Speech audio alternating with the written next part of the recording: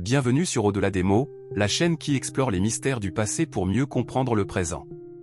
Ici, chaque époque a son histoire, et chaque récit est précieux. Installez-vous confortablement et rejoignez-nous pour un voyage fascinant. Le restaurant était baigné d'une lumière tamisée, projetant sur les murs des reflets dorés et chaleureux. Les conversations feutrées se mêlaient au doux tintement des verres qui s'entrechoquaient, formant un fond sonore apaisant. L'odeur du pain chaud et des plats raffinés flottait dans l'air, ajoutant à cette atmosphère intimiste. Assise en face d'Adrien, je me laissais envahir par une sensation de bien-être. Cela faisait des semaines que nous n'avions pas pris le temps de nous retrouver. Entre nos emplois du temps surchargés et les obligations familiales, nos moments à deux se faisaient rares. Ce dîner était une bouffée d'air, un instant hors du temps. Adrien me regardait avec ce sourire tendre qui m'avait toujours fait chavirer. Son regard bleu-gris pétillait sous la lumière tamisée, et ses doigts effleurèrent doucement les miens sur la nappe immaculée. Ce contact me fit frissonner. J'adorais ces instants où nous pouvions être simplement, nous. J'ouvris la bouche pour lui dire quelque chose, mais soudain, un bruit assourdissant brisa l'harmonie du lieu. La porte du restaurant s'ouvrit violemment, percutant le mur avec un fracas qui fit sursauter plusieurs clients. Le silence tomba presque aussitôt sur la salle, interrompant rire et conversation. Un courant d'air glacial s'engouffra à l'intérieur, soulevant quelques nappes et faisant frémir les flammes des bougies posées sur les tables. Adrien. Cette voix. Elle était empreinte de panique, tremblante, presque étranglée. Mon cœur s'arrêta une seconde en reconnaissant immédiatement Louise, la mère d'Adrien. Elle était là, debout sous l'encadrement de la porte, son visage livide contrastant avec ses cheveux blonds relevés à la hâte. Son manteau, à peine enfilé, pendait négligemment sur ses épaules, et ses chaussures étaient mal attachées, comme si elle s'était précipitée ici sans même prendre le temps de s'habiller correctement. Mais c'était surtout son regard qui m'alarma. Elle balayait la salle d'un air affolé, cherchant désespérément son fils. Lorsqu'elle le trouva enfin, elle se rua vers nous, manquant de bousculer un serveur sur son passage. « C'est ton père, halta-t-elle, le souffle court. Il est à l'hôpital. » Un silence s'abattit sur notre table. Je sentis Adrien se raidir instantanément. Ses doigts se crispèrent autour des miens, et je vis son visage perdre toute couleur. « Quoi ? Qu'est-ce qui s'est passé ?» demanda-t-il, la voix légèrement brisée. Louise porta une main tremblante à sa bouche, ses yeux brillants de larmes. « Il a eu un malaise. Les médecins disent que c'est grave. » Elle avala difficilement sa salive, comme si prononcer ces mots lui coûtait physiquement. « Il faut venir tout de suite. » L'espace d'un instant, Adrien sembla paralysé. Puis, brusquement, il se leva, envoyant sa chaise basculer en arrière. Un bruit sec résonna dans la salle. Plusieurs clients nous observaient avec une curiosité mêlée d'inquiétude, mais à cet instant, le monde extérieur n'existait plus pour nous. Le trajet fut un véritable cauchemar. Adrien roulait trop vite, beaucoup trop vite. Ses mains étaient crispées sur le volant, ses phalanges blanches sous la pression. Je pouvais entendre sa respiration saccadée, presque hachée, comme s'il se retenait de céder à la panique. À l'arrière, Louise pleurait silencieusement. De temps en temps, un sanglot secouait son corps frêle, mais elle ne disait rien. Le paysage défilait en une série de lumières floues. « Il va s'en sortir », murmura Adrien, plus pour lui-même que pour moi. Je voulais lui répondre quelque chose de réconfortant, mais aucun mot ne me venait. Alors je posai simplement ma main sur sa cuisse, un geste discret, mais qui voulait dire « Je suis là ». Quand nous arrivâmes devant l'hôpital, Adrien pila net. Nous sortîmes précipitamment du véhicule, nos pas résonnant sur le sol carrelé du hall. L'odeur caractéristique du désinfectant m'assaillit immédiatement, me donnant une nausée soudaine. L'éclairage blafard, presque trop froid, rendait l'atmosphère encore plus oppressante. Nous fonçâmes vers l'accueil. « Monsieur Fournier ?» lança Adrien d'une voix essoufflée. « Où est mon père ?» La réceptionniste releva la tête, surprise, puis jeta un regard compatissant à Louise avant de faire signe à un médecin. Un homme en blouse blanche s'approcha lentement. Il avait ce regard grave que je redoutais. « Vous êtes bien la famille de Monsieur Fournier ?» demanda-t-il d'une voix posée. Adrien hocha la tête, les traits tendus par l'angoisse. Le médecin inspira profondément. « Votre père a eu une rupture d'anévrisme. Nous avons tout tenté, mais... » Il hésita un instant. « Je suis désolé. Il n'a pas survécu. » Le sol se déroba sous mes pieds. Louise lâcha un cri déchirant avant de s'effondrer contre moi. Adrien, lui, ne bougea pas. Il resta là, immobile, le regard vide, comme si son esprit refusait d'accepter l'information. J'attendais une réaction. Un cri, une colère, une douleur qui s'exprimerait d'une manière ou d'une autre. Mais il n'y eut rien. Seulement un silence assourdissant. Et je compris, à cet instant précis, que quelque chose venait de se briser en lui. Ce que je ne savais pas encore, c'était que ce n'était que le début. Que la douleur d'Adrien ne faisait que commencer. Les jours qui suivirent furent comme un long rêve brumeux. La maison familiale d'Adrien, d'habitude si chaleureuse, était plongée dans un silence pesant. Les volets restaient à moitié fermés, comme pour empêcher la lumière du jour d'entrer, et l'air avait un goût amer, celui du chagrin qui s'accroche au mur. Louise errait comme une ombre, ses yeux rougis par les larmes. Elle ne parlait presque plus, se contentant de hocher la tête lorsque quelqu'un lui adressait la parole. Parfois, je la surprenais assise sur le canapé, le regard perdu dans le vide, serrant entre ses doigts un vieux mouchoir déjà trempé. Quant à Adrien, il n'était plus le même. Il ne pleurait pas. Il ne parlait pas. Il ne mangeait presque plus. Il passait des heures enfermé dans le bureau de son père, fouillant dans les tiroirs, inspectant chaque recoin, compulsant des dossiers comme s'il cherchait quelque chose. « Tu devrais te reposer », lui avais-je soufflé un soir, inquiète. Il ne m'avait même pas regardé. « Il y a quelque chose que je ne comprends pas », avait-il murmuré. Je m'étais agenouillé à côté de lui. « Quoi donc ?» Il avait posé une boîte en métal devant moi. J'ai trouvé ça dans le coffre-fort de mon père. Le ton de sa voix m'avait glacé. Avec des gestes hésitants, il avait ouvert la boîte. À l'intérieur, soigneusement empilées, se trouvaient des dizaines de lettres jaunies par le temps. Toutes adressées à une certaine Élise Dumas. Je sentis mon estomac se nouer. « Qui est cette femme ?» avais-je demandé d'une voix prudente. Adrien s'était emparé d'une des lettres et l'avait ouverte. Ses yeux s'étaient figés sur le papier, sa respiration coupée. Je le vis déglutir difficilement avant de lire à voix basse. « Ma chère Élise. Chaque jour loin de toi est un supplice. Je voudrais tant pouvoir te serrer dans mes bras, te dire combien tu me manques, astérisque. » Je sentis un frisson parcourir mon échine. Adrien releva les yeux vers moi. C'était sa maîtresse. Un silence pesant s'abattit sur nous. Mais ce n'était que le début. Sous la pile de lettres, un document bien plus troublant attendait. Un test ADN. Adrien l'attrapa et parcourut les résultats d'un regard fébrile. Puis il se figea. Son visage perdit toute couleur. Non, souffla-t-il. Je me penchai par-dessus son épaule. Sur le document, deux noms apparaissaient côte à côte. Celui d'Adrien. Et celui d'un autre homme. Un homme que nous ne connaissions pas. Je vis Adrien pâlir davantage, comme si tout l'air de la pièce venait d'être aspiré. « Ce n'était pas mon père », murmura-t-il d'une voix tremblante. Il lâcha la feuille comme si elle le brûlait. Ses mains se crispèrent sur le bord du bureau. Son souffle s'accéléra. Celui que je pleure n'était pas mon père.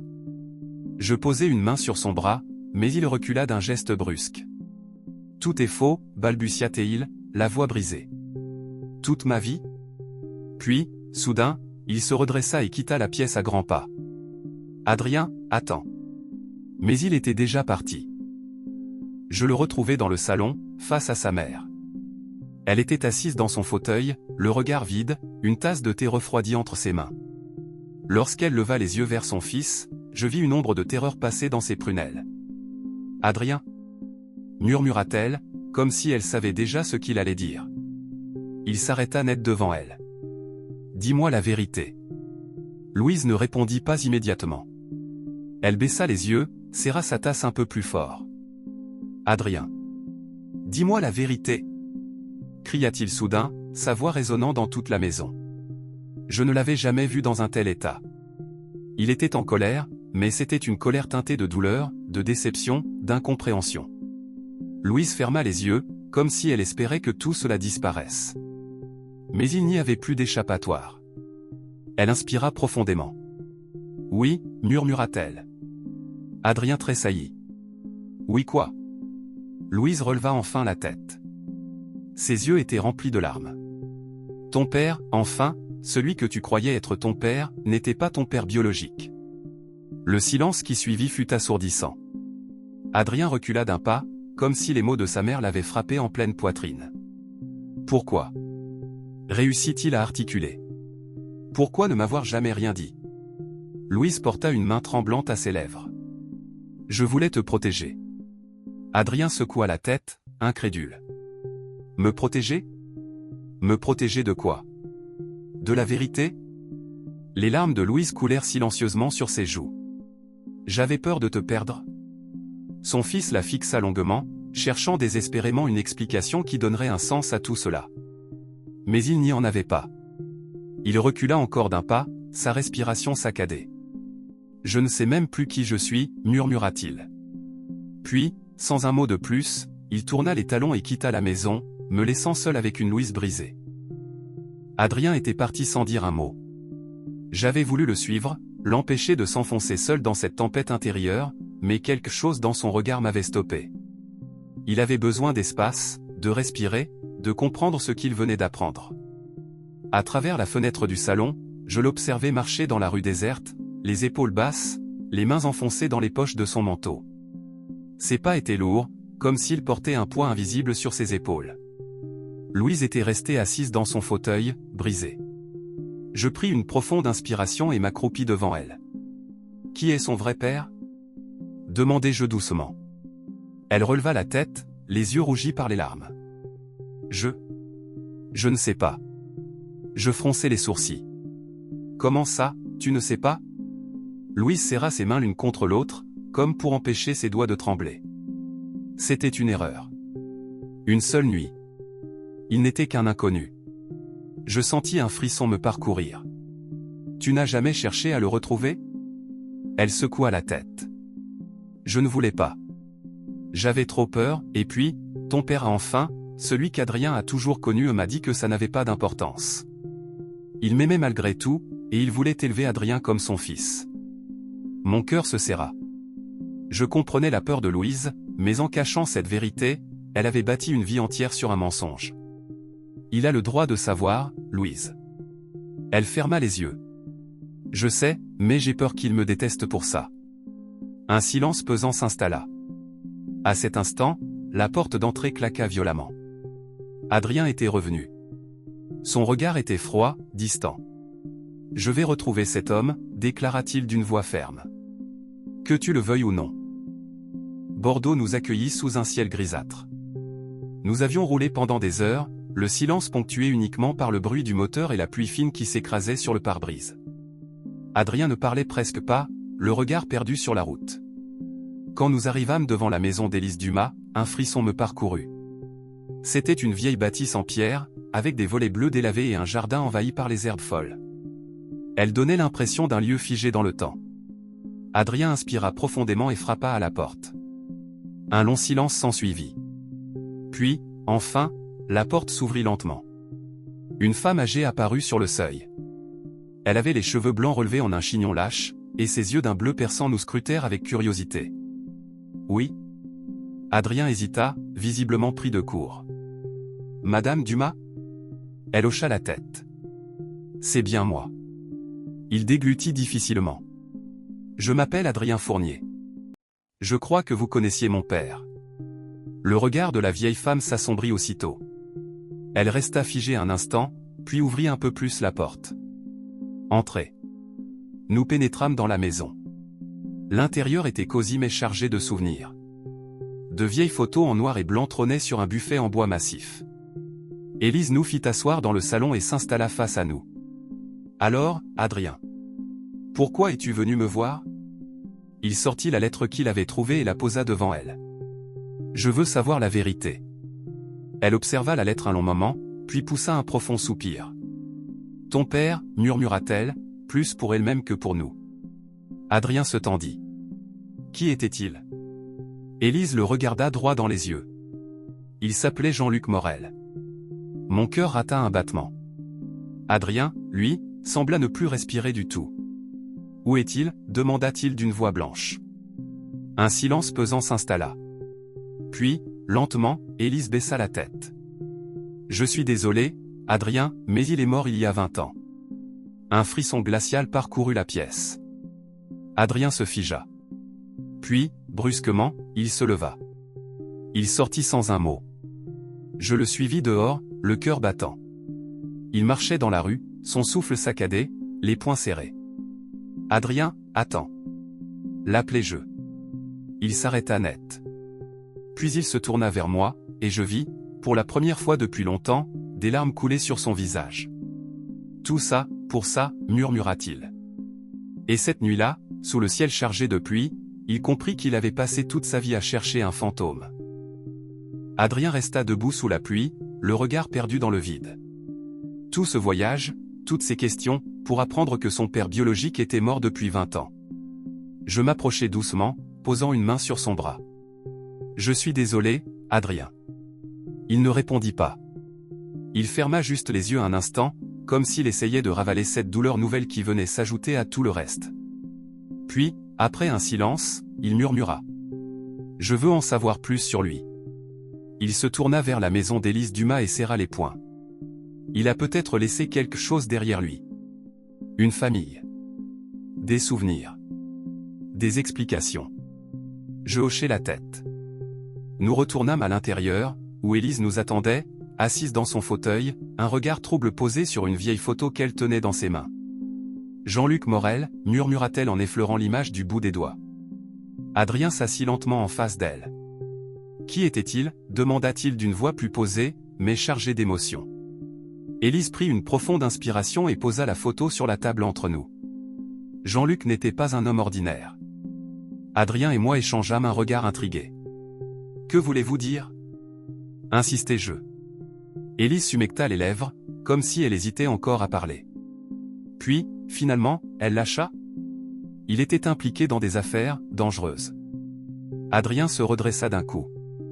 Des affaires dangereuses ? Quel genre d'affaires ? Élise passa une main tremblante dans ses cheveux blancs. Ton père faisait partie d'un réseau. Un réseau criminel. Le silence s'écrasa sur nous comme une chape de plomb.